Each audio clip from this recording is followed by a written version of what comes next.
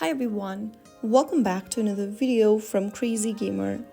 In this video, I'm going to show you how to change the language setting in Mario Kart Tour application on your mobile device.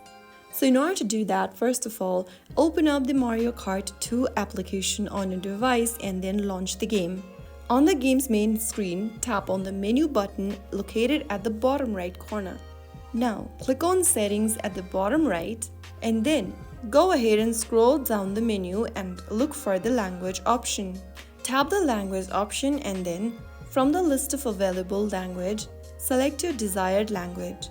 Click on Change to confirm and then you will be able to change the language setting in Mario Kart Tour. Your game will restart with the selected language. So that is how it's easily done. If you found the video helpful, don't forget to like, share and subscribe to our channel for more Mario Kart Tour tutorials.